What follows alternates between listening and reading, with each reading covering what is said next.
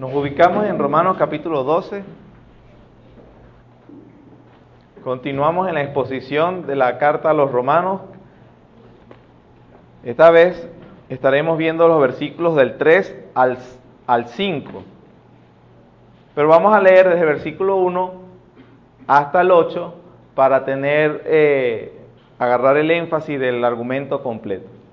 Dice la palabra del Señor, sígame con su vista por favor. Así que hermanos, os ruego por las misericordias de Dios que presentéis vuestros cuerpos en sacrificio vivo, santo, agradable a Dios, que es vuestro culto racional.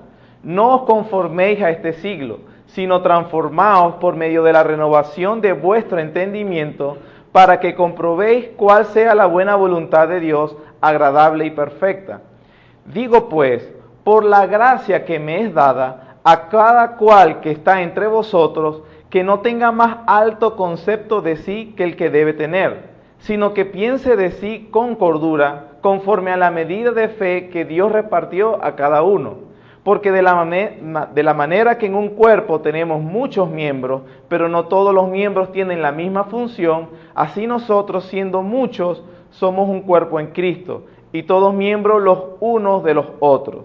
De manera que, teniendo diferentes dones, según la gracia que nos es dada, si el de profecía, úsese conforme a la medida de la fe, o si de servicio, en servir, o el que enseña en la enseñanza, el que exhorta en la exhortación, el que reparte con liberalidad, el que preside con solicitud, el que hace misericordia con alegría.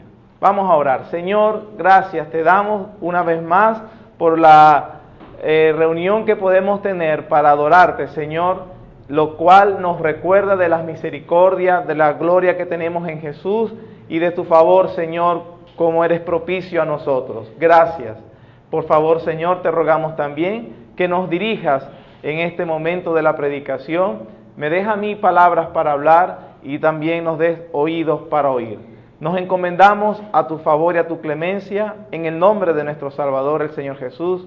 Amén.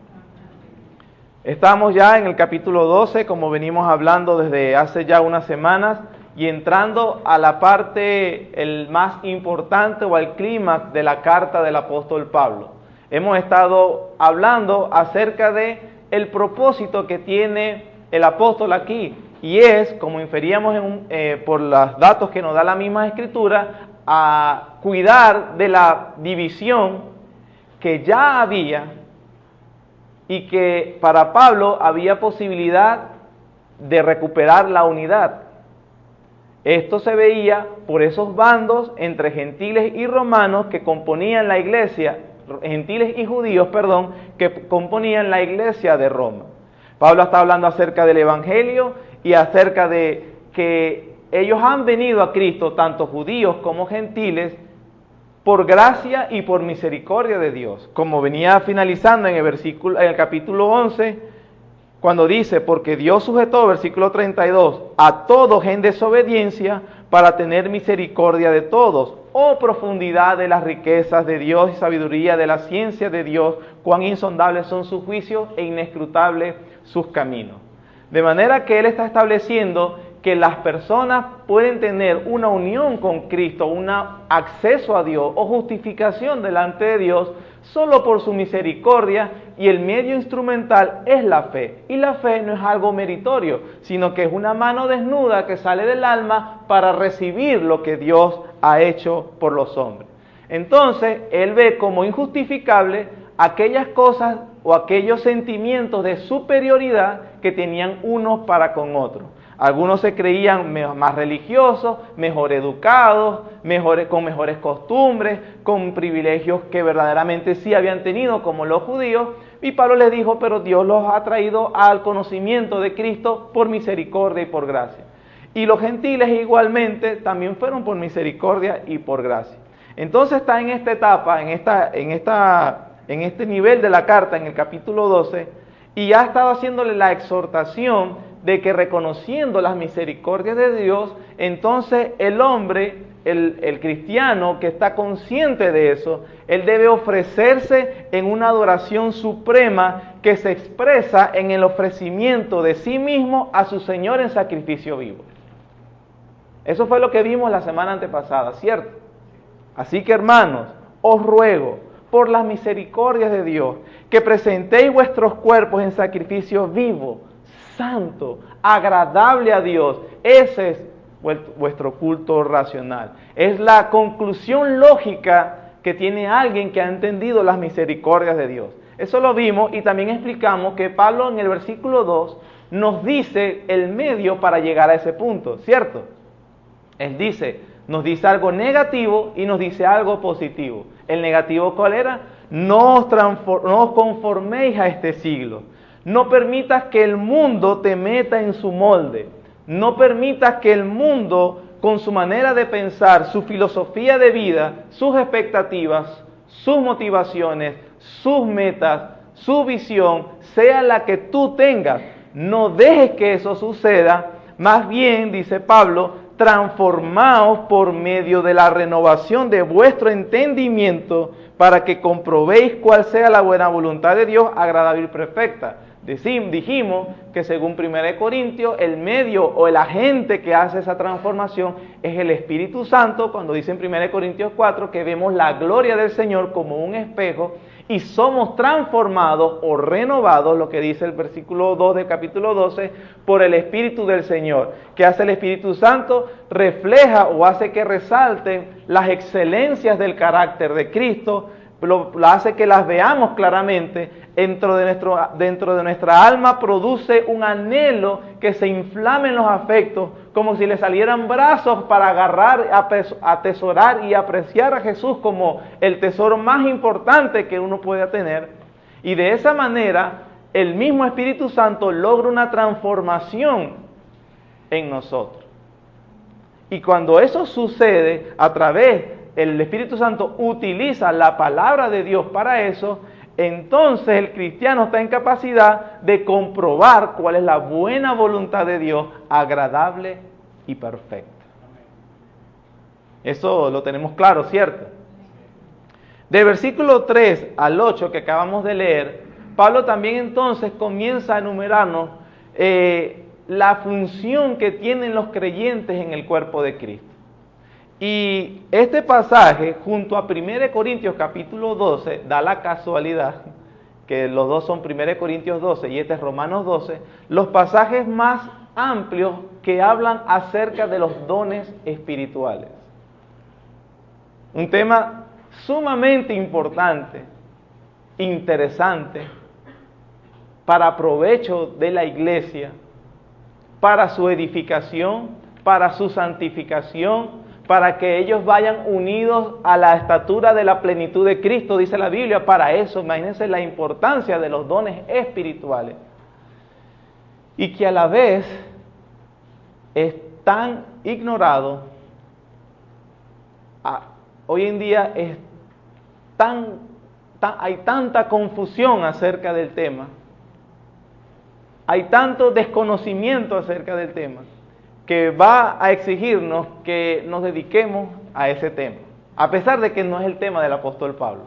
Pablo está diciendo de que, evitando esa desunión que ya venía en la iglesia, ellos deben procurar la unión. Él dice, a través de ofrecerse como sacrificios vivos, y luego les habla de que deben ejercer sus dones, la variedad de ellos, como dice, el de servicio, hágalo, el de enseñanza, enseñe, el que esto, hágalo también.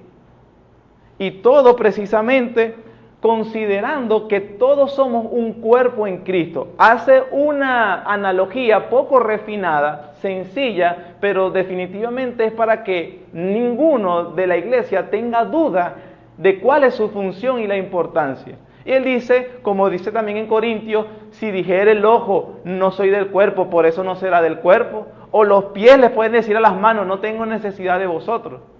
Una analogía poco refinada, pero básica, para que obviamente el mensaje esté claro.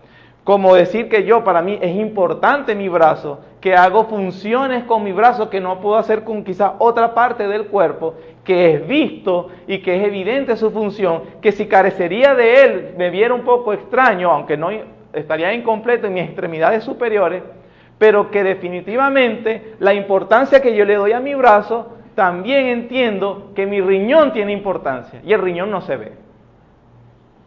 Y no estoy consciente de la función que hace. Pero todos sabemos que si los riñones dejaran de funcionar, no pudiéramos vivir.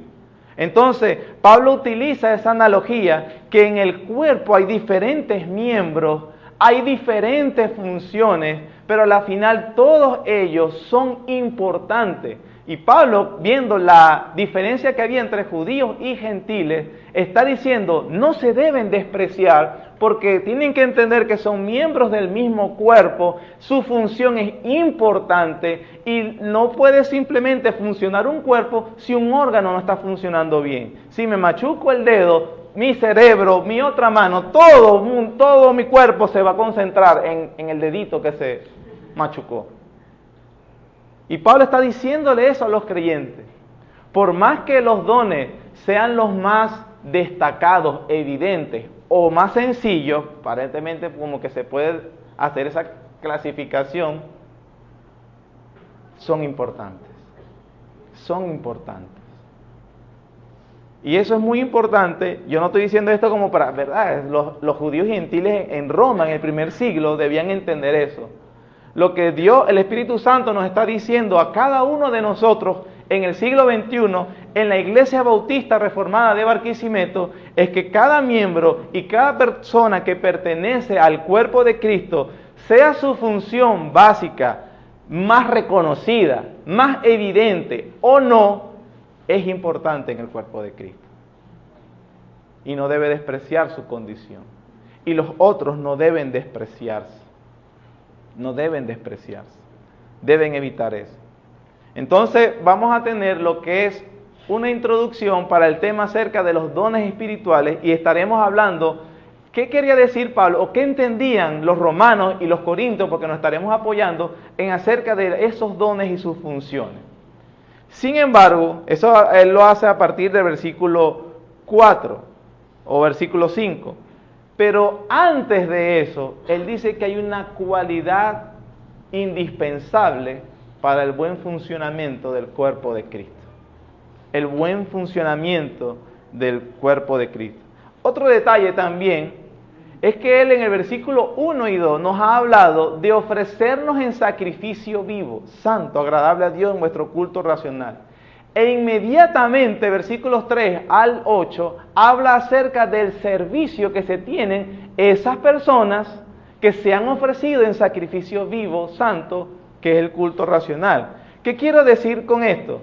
Que el propósito de ofrecernos en sacrificios vivos no es místico o monástico, sino eminentemente práctico. Alguien pudo haber escuchado el sermón cuando predicamos acerca de la motivación de ofrecernos en sacrificio vivo y decir, ok, pastor, quiero decirle que desde hoy voy a renunciar a mi trabajo. Voy a renunciar al trabajo porque yo me quiero dedicar toda mi vida ahora al servicio de Dios. Si quiere, deme las llaves del local, yo voy a estar en la iglesia todos los días, todo el día.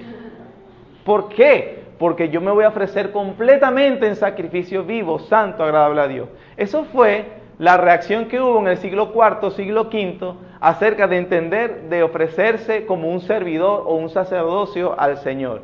Se entendió como que había que hacerse un servicio monástico. Y ya que el mundo era pecaminoso, era contrario a Dios, entonces nosotros, los que nos ofrecemos en sacrificio vivo, debemos apartarnos, irnos a una montaña lejana, donde no estemos involucrados con paganos, donde no nos involucremos con las personas que están deshonrando a Dios siempre, donde nos vamos a dedicar a la oración todo el día, a la lectura de la Biblia, y vamos a hacer solo cosas espirituales.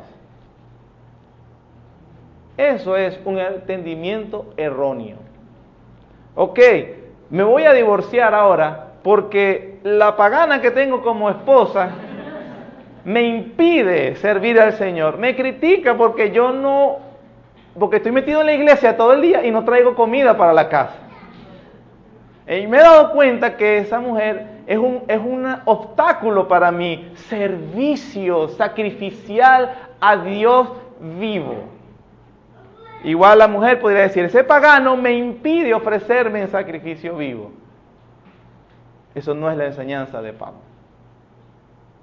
No es místico, no es esotérico, no es que me aparto, me voy a una burbuja donde no tengo contacto con nada ni nadie.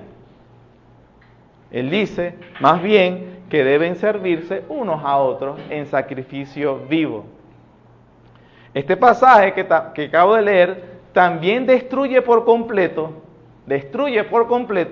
la noción de que un cristiano puede estar comprometido con Cristo y al mismo tiempo no estar activo en su servicio. Que él puede amar a su Señor, pero que él no obedece a su Señor. Eso es otra vez un entendimiento totalmente contrario a lo que dice Pablo aquí. Porque él dice que se ofrezcan en sacrificio vivo, pero a la vez también dice que se deben servir unos a otros, relacionarse, estar en la iglesia. Inclusive, eso tenía que ser obligatorio a pesar de las divisiones que tenían entre ellos, a pesar del prejuicio que se tenían, a pesar de que no veían la vida totalmente igual como el otro hermano lo veía. Ese es el problema que tiene. Él está tratando de decir que sean unánimes.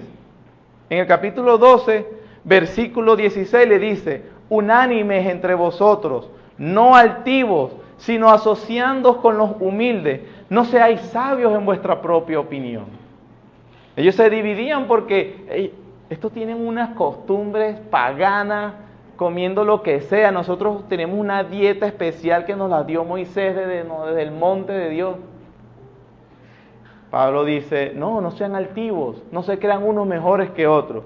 En el capítulo 14 le repite la misma, recibid al débil en la fe, pero no para contender sobre opiniones, porque uno cree que se ha de comer de todo, otro que es débil come legumbres. El que come no menosprecia al que no come, y el que no come no juzgue al que come, porque Dios le ha recibido. ¿Qué está diciendo? Como nos recibió en los primeros 11 capítulos, hemos estado hablando de cómo Dios los recibió por misericordia y por gracia. Entonces él dice, ¿cómo no unos y otros no nos vamos a recibir los unos a los otros? Aparentemente se infiere que cuando dice el débil en la fe, se refería al judío que venía siendo criado en su cultura por muchos años con ciertas dietas estrictas y que obviamente ciertas comidas le causaban repulsión. Había sido criado toda la vida así. Y ver a un cristiano gentil comerse ese marrano y llenarse tal vez la grasa por aquí, le producía cierto asqueo, que es hermano mío. Pero Pablo dice, no, yo tengo, a lo mejor, estoy infiriendo, un gentil en la cara del judío por repugnante, yo tengo libertad en Cristo. Y le restregaba su libertad. Tú sí eres débil.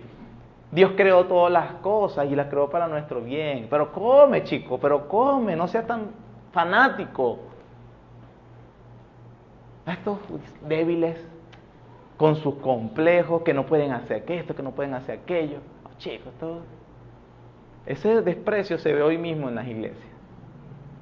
Cuando alguien porque no tiene la confesión que yo tengo, no tengo los mismos hábitos que yo tengo, no tiene las mismas preferencias que yo tengo. Hay que tener cuidado. Hay ciertas cosas que son preferencias, hábitos, que no son malos.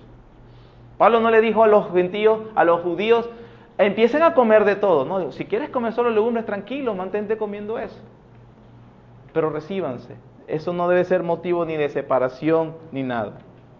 En el capítulo 15, versículo 2, le dice, cada uno de nosotros agrade a su prójimo en lo que es bueno, para edificación, porque ni aun Cristo se agradó a sí mismo. Antes bien, como está escrito, los vituperios de los que te vituperaban cayeron sobre mí.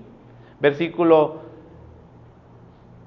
5. Pero el Dios de la paciencia y de la consolación os dé entre vosotros un mismo sentir según Cristo Jesús, para que unánimes a una voz glorifiquéis al Dios y Padre de nuestro Señor Jesucristo. Por tanto, versículo 7, recibíos los unos a los otros como también Cristo nos recibió para gloria de Dios.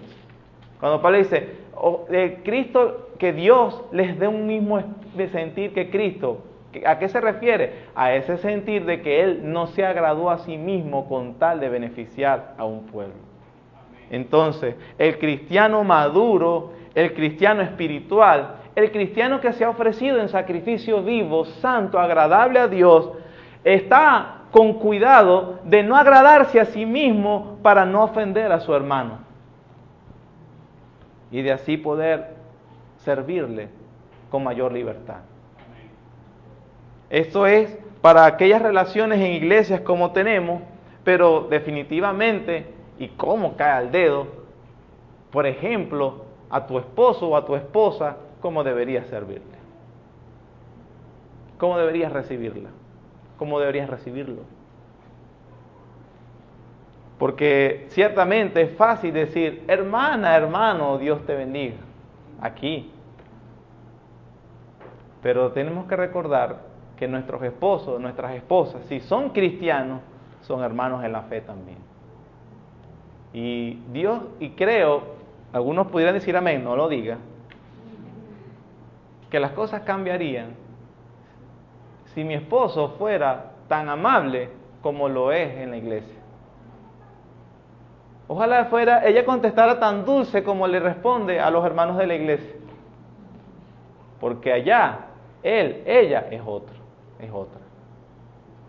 Y Dios nos guarde de vivir esa hipocresía. Así que debemos tener cuidado con esos extremos dañinos en la iglesia. Los que afirman amor y devoción sincera a Cristo, pero ningún tipo de servicio a Él. Y los otros que se mantienen ocupados en actividades de la iglesia, esa es la gente que va de lunes a lunes a la iglesia, pero exhiben muy poca profundidad y devoción personal al Señor. Parecen a Marta, afanada, viendo para acá, y estaba el mismo Jesucristo enseñando, y ella estaba lavando platos, porque la corotera no puede estar sucia. Pero estaba Cristo ahí, estaba desperdiciando la oportunidad más grande que cualquier persona pudiera tener. Así sucede mucho en las iglesias. Y hay que tener cuidado. No estoy diciendo que no se tengan actividades o que no nos ocupemos en cosas de beneficio y de servicio. Pero muchas personas, muchos cristianos, en un entendimiento incorrecto que tienen entrada a Dios o tienen mejor posición delante de Dios por involucrarse en cuanta actividad pueda involucrarse, descuidan realmente una devoción sincera y afectuosa a Dios. Los dos extremos son malos. Así que ningún creyente está exento de ser un sacrificio vivo, pero ningún creyente está exento de usar los dones y talentos que Dios le ha dado. Porque eso es lo que dice Pablo en Romanos 12:3. Digo pues a cada cual que está entre vosotros, después que le hice la recomendación, no tengan más concepto de sí que el que deben tener, y empieza a hablar de los dones, úsense, deben hacerlo. Esa es la aclaración de que a cada cual, es decir, todos están obligados, como todo creyente está obligado a ofrecerse en sacrificio vivo, santo, agradable a Dios, todo cristiano está obligado a servir a Dios. Que no tenemos la misma función, que aunque nuestros dones sean diferentes según la gracia que nos es dada, todos tenemos don de su Espíritu Santo, que es la fuente, y así la obligación de usarlos para la gloria de Dios y la edificación de nuestros hermanos. Eso hace que mucha gente se haga la pregunta de las 1000 lochas. ¿Cuál es mi don? Dígamelo. Dígame, es que yo estaba esperando 20 años para saberlo. Y no solamente lo quiero saber, sino dígame cómo usarlo y póngame a usarlo. Hermanos, note el orden de Dios en su misma palabra. Es fundamental para el servicio cristiano la rendición total al Señor. Sin tener un compromiso genuino y abnegado con el Señor, perderemos el deseo, poder y eficacia de servirle. El orden de Dios es, ofrécete tú. Yo no quiero tus dones, tus posesiones, tus talentos. Yo te quiero a ti. Dios te va a ofrecer no, yo mismo en el altar del sacrificio, derramado, libación, muerto Dios, dególlame, porque yo ahora te voy a adorar a ti. Ese es el orden de Dios. Y si no hay eso, y si hay eso, Dios, hermanos, no da dones a sus hijos para dejarles saber qué son esos dones. Si usted no sabe cuáles son los dones que ha recibido, probablemente se debe, hermano, a que no está cerca de Él. Conocemos más de nuestros dones a medida que, por medio de la adoración de espíritu y en verdad, llegamos a conocerle con mayor plenitud y profundidad cuando nuestras vidas están en el altar del sacrificio. Un creyente que está, hermano, realmente en el altar de sacrificio, él mismo, adorando y contemplando a su Dios, no tendrá dudas de cuáles son los espacios, los momentos y las personas de cómo servir a ese Dios. O sea que el desconocimiento de los dones espirituales se deba más a una entrega absoluta y abnegada a Dios. Eso para empezar. Pero Pablo nos habla entonces de la actitud apropiada para ejercer nuestros dones y para promover la unidad en la iglesia. Versículo 3. Digo pues, por la gracia que me es dada, a cada cual que está entre vosotros, ¿cuál es la exhortación, hermanos? No tenga más alto concepto de sí que el que debe tener. Y con esa frase se pueden hacer como 5 sermones y quedamos cortos. Noten, el pasaje es sobre humildad. Y noten con la humildad que se enseña. Pablo, de manera esquiva, alude a su autoridad apostólica para dar una orden. Pero note que él no se impone.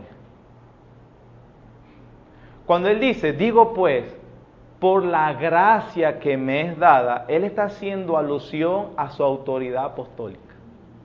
Pero vean, interesante las palabras que escoge para aludirla, y no para decirle a la iglesia de Roma, lo cual sí podía hacerlo: yo soy el apóstol, yo soy el que tengo la autoridad de Dios, así que o hacen lo que yo diga o están fuera del cuerpo de Cristo. Podía hacerlo, y él no lo hace. ¿Por qué digo que la gracia que me es dada es una alusión a su autoridad apostólica? Porque él usa esa frase hablando de su autoridad apostólica. No lo vaya a buscar, pero en 1 Corintios 3:10 dice, conforme a la gracia de Dios que me ha sido dada, yo como perito arquitecto puse el fundamento. Hablando de los fundamentos que tenía la iglesia de Corinto cuando él vino y la estableció.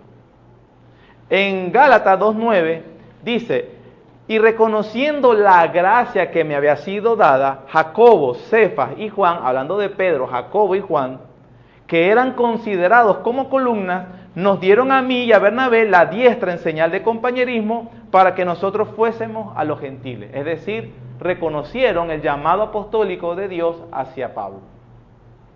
Pablo, sabiendo de su autoridad, no chapea, sería la palabra criolla, y les ordena a los corintios, sino que utiliza una manera modesta, pero al final firme. Yo les estoy pidiendo esto por la gracia que me ha sido dada. Y le va a imponer u ordenar que sean humildes, pero él lo hace con su ejemplo. Es decir, él muestra humildad. Pero no solamente fue Pablo haciéndolo. Miren, por ejemplo, primera carta del apóstol Pedro, capítulo 5. La primera carta del apóstol Pedro, el capítulo 5, él da unas exhortaciones finales. Y vean lo que dice en el capítulo 5, versículo 1. Ruego, este es otro apóstol. Ruego a los ancianos que están entre vosotros, yo anciano también con ellos, y testigo de los padecimientos de Cristo, que soy también participante de la gloria que será revelada, y le da una serie de exhortaciones. Vemos aún al apóstol Pedro hacer también alusión a su autoridad apostólica, pero miren cómo lo hace. Hermanos, yo les ruego. Y no solamente les ruego, sino él dice a los ancianos, hablándole a los pastores de la iglesia de Asia, y él dice, yo anciano con ustedes. Pudiendo decir, yo, el pastor que los estableció.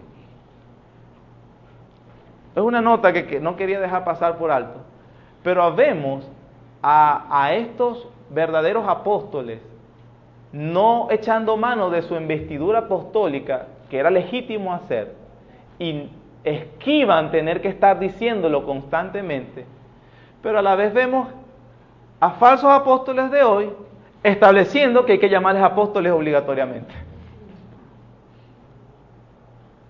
Estos no necesitaban sacar su autoridad apostólica para rogarle a los hermanos que hicieran algo. Los de ahorita tienen que decir que tienen toda la autoridad para precisamente obligar a la gente a que haga lo que ellos quieran. Con eso ellos no les satisfizo el título de pastor, necesitaban un título más grande. Con eso demostrando que no son apóstoles y tampoco pastores. Hay que tener cuidado. Pero esta es la manera donde Pablo y Pedro se dirigían a la congregación. Digo pues, por la gracia que me ha sido dada, a cada cual que está entre vosotros, es decir, a todos, no tenga más alto concepto de sí que el que debe tener.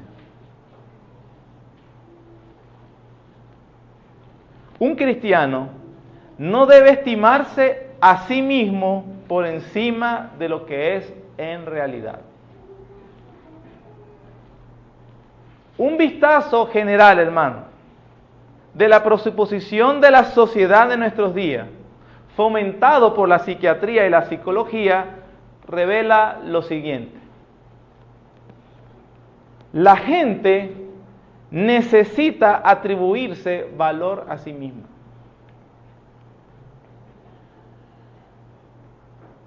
Eso lo vemos en la escuela, en la universidad, en los liceos, en las canciones, en las películas, en las series, en las revistas, en el periódico. Eso se respira en nuestra atmósfera. Y lamentablemente en las iglesias. Tú debes quererte a ti mismo.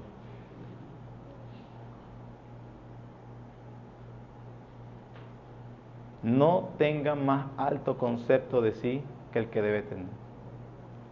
Esta atmósfera mundana que se vive, se dice, la gente necesita tener una consideración positiva, una autoconsideración positiva. La mayoría de los problemas actuales de la sociedad se deben a la baja autoestima.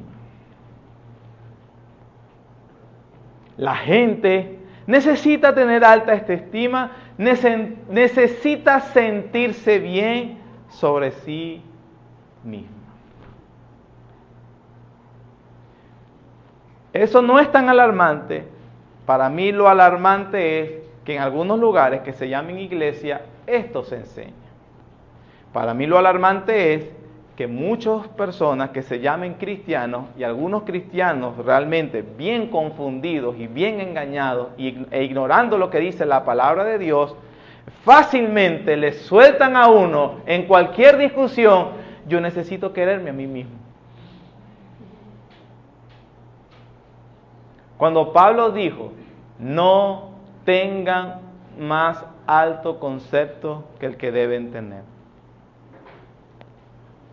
Esta oleada de amarse a sí mismo comienza, como le dije, con la con el influjo de la psicología y del pensamiento secular en la sociedad. Erich Fromm, uno de los psicoanalistas más famosos, enseñaba que uno debía amarse a sí mismo, aceptarse a sí mismo y estimarse a sí mismo para poder alcanzar el potencial supremo. Este mismo psiquiatra llegó a decir, psicólogo, insistía que la solución del hombre para superar la separación hablaba de que se podía ver y diagnosticar en la sociedad que los hombres estaban dispersos, que no se querían, pero no podemos vivir como sociedad. Entonces él dijo, para superar esa separación se encuentra de uno mismo, a través del amor propio incondicional, el cual él creía, Fromm, le permitía a los individuos amar a todo el mundo. Es decir, para que tú puedas dar amor, tú debes establecer la prioridad, amarte a ti mismo. Entonces, tú debes amarte a ti para que entonces puedas saber amar a los demás y así todos seremos felices y contentos. Eso es obviamente, como lo estamos viendo en la palabra de Dios, una enseñanza totalmente contraria a lo que dice la Biblia. Los problemas de las personas no están, hermanos, porque no se aman. Los problemas de nuestra sociedad radican en el pecado, que precisamente es amarse más que a todas las cosas. En la psicología humanista, el padre y la sociedad siempre son los culpables, debido a que ellos creen que cada persona nace con un valor intrínseco y una bondad innata. Los psicólogos abogan a favor de que las principales razones por las causas de que la gente experimenta problemas emotivos y de comportamiento es debido que no han recibido amor incondicional de parte de sus padres.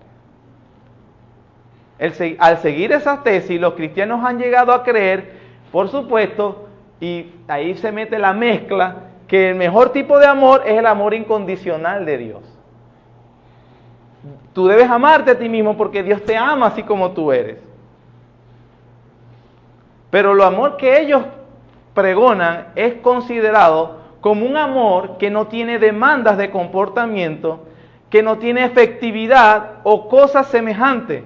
También ha sido asociado con permisividad. Es por eso que hoy en día está esa campaña satánica de admitir a las personas con cuál es su género que ellos decidan. Porque al final es una aceptación de sí mismo. Yo no me voy a negar. La autoindulgencia. Y eso es precisamente lo que nos tiene. A pesar de que estos hombres, Fromm, por ejemplo, Erich Fromm se llama él, odiaba a Dios y se autodenominaba ateo, utilizaba la Biblia, obviamente, para que convenientemente apoyara lo que él enseñaba. En su comentario a Mateo 22:29, que dice, amarás a tu prójimo como a ti mismo, él decía que la razón principal o el fundamento para poder cumplir el mandato de Dios en la Biblia de amar al prójimo era que había que amarse a sí mismo. Ese es el versículo más tergiversado y mal interpretado, creo yo, de toda la Biblia.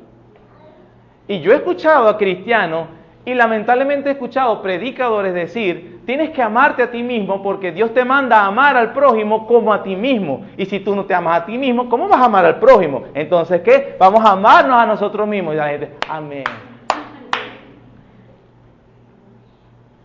Esa es la peor interpretación que dice de la palabra de Dios sobre ese versículo. Porque eso no es lo que enseña. Abraham Maslow es otro psiquiatra reconocido por la pirámide de Maslow. La pirámide de Maslow es también conocida por las necesidades básicas, entonces las necesidades fisiológicas, entonces las necesidades de superación. Y cuando la persona tiene esas, entonces parece una cadena de Amway o de Herbalife. Déjeme tranquilo, yo estoy satisfaciendo mis necesidades básicas fundamentales y tú no me puedes decir que no lo puedo hacer porque este es mi derecho. Será tu derecho, pero eso no es cristiano. Digo pues, por la gracia que me ha sido dada, cada cual que está entre vosotros no tenga más alto concepto de sí que el que debe tener. Maslow le decía, había otra cita, pero por el tiempo ya las voy a cerrar. en lo que respecta al estado de motivación, las personas saludables han satisfecho lo suficiente sus necesidades básicas de seguridad, pertenencia, amor, respeto y autoestima, de modo tal que están motivadas principalmente hacia la autorrealización, lo cual definimos como estar a la altura de su potencial, capacidad y talentos, y cumplir la misión como un conocimiento más completo, como una aceptación, como la naturaleza intrínseca de la persona, como una tendencia incesante hacia la unidad, la integración o la sinergia dentro de la persona. Esa cicuta y ese potaje mundano, satánico, es lo que se le enseña a mucha gente hoy, de que deben amarse, cuidarse, estimarse, autorrealizarse. El mandato del apóstol Pablo es todo lo contrario. A cada uno que está entre vosotros, no tenga más alto concepto de sí que el que debe tener. Y por si esa frase le parece muy corta y cree que no es así, vayamos a Filipenses capítulo 2.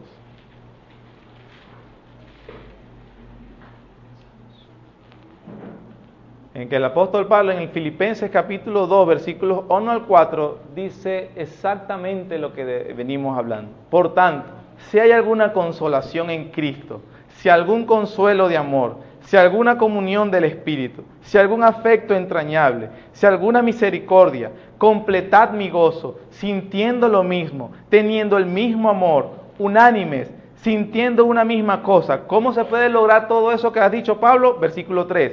Nada hagáis por contienda o por vanagloria, antes bien que con humildad. ¿Cómo? Estimando cada uno a los demás como superiores a él mismo. ¿Qué?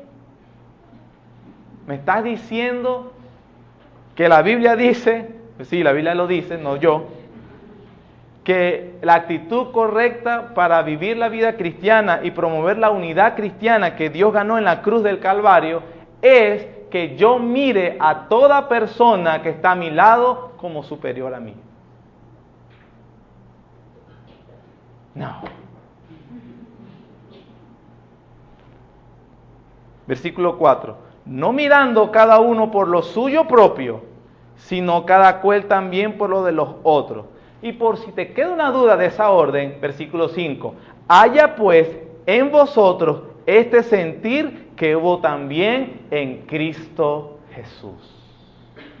Y después viene el pasaje cristológico quizás más importante de todo el Nuevo Testamento, que dice, el cual no se estimó ser igual a Dios como cosa a que aferrarse, sino que se despojó de sí mismo, tomando forma de siervo, y tu forma de hombre, de siervo y muerte de cruz. Lo interesante de aquí es que Jesucristo, siendo consciente de su plena divinidad e igualdad con Dios, se despojó. La pregunta es, ¿de qué gloria te despojas tú para considerar a los demás como superior? Es decir, el ejemplo supremo es el Señor Jesucristo, y ya que Él sí lo hizo, todos deben hacerlo. Todo el que diga que es cristiano. Todo el que diga que es cristiano.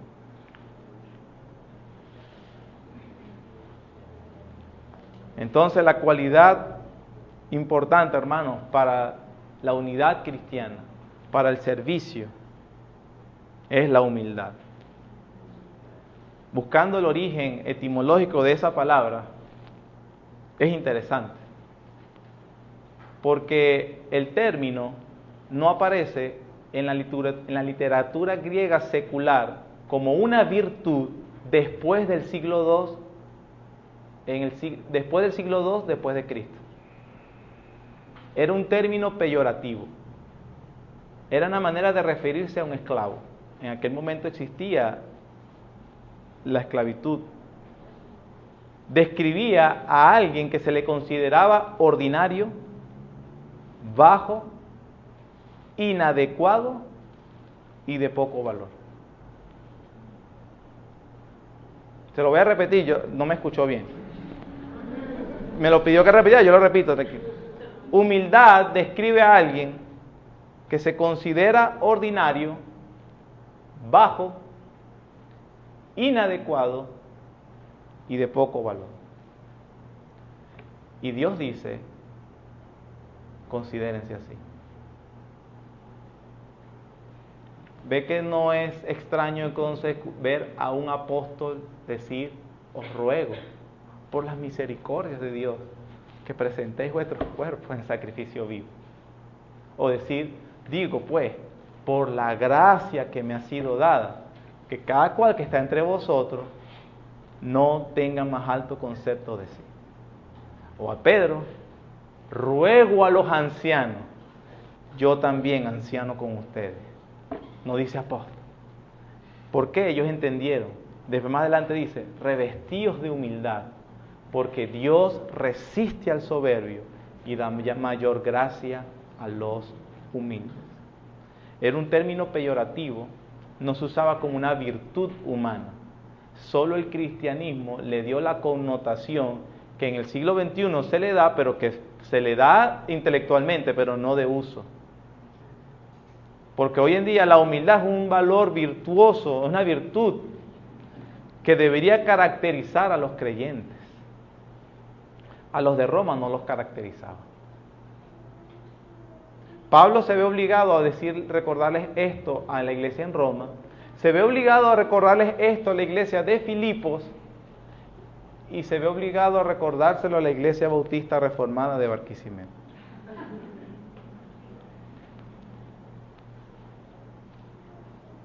No mirando cada cual, estimando a los demás como superiores a sí mismo, no mirando cada cual por lo suyo propio, sino cada cual por lo de los otros.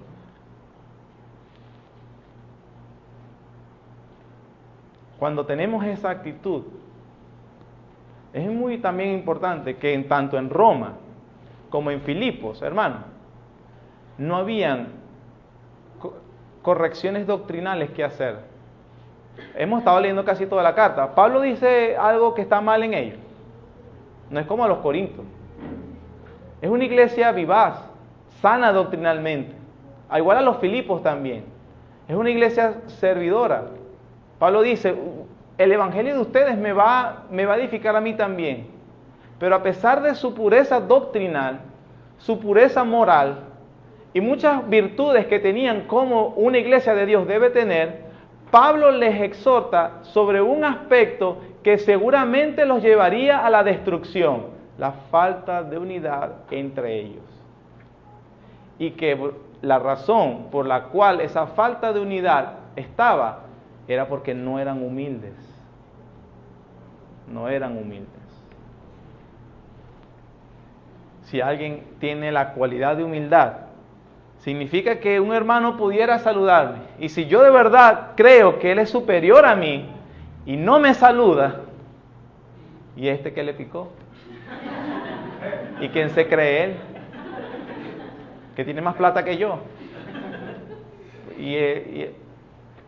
O me va a decir que no lo piensa.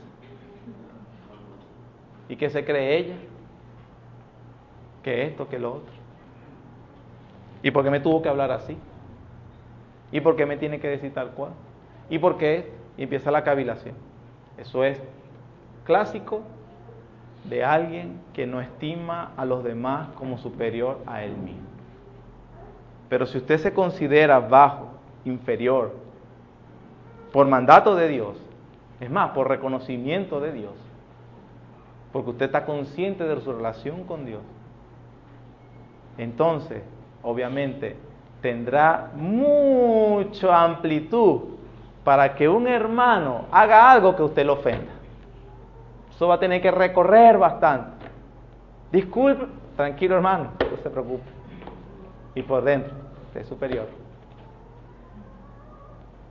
¿Cómo es posible que eso es algo contrario a la naturaleza humana? Exacto, eso no es cristianismo. No estamos diciendo que la regeneración es una obra sobrenatural, exacto. Los que han nacido de nuevo han sido capacitados por el Espíritu Santo para que muestren las excelencias del carácter de Jesucristo. Por eso es que somos transformados a la imagen de Él. Y eso no fue lo que hizo el Señor. Si yo, el Maestro y el Señor, he lavado vuestros pies, entonces ustedes lávense los pies. Esa es la orden.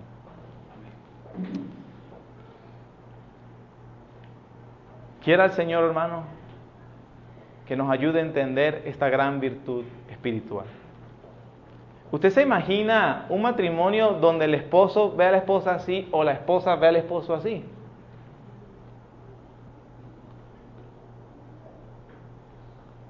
Pero es que él no me considera superior a... Es que no es que él te considere, es que tú lo consideres. Esa es la orden. Esa es la virtud. ¿Para qué es eso?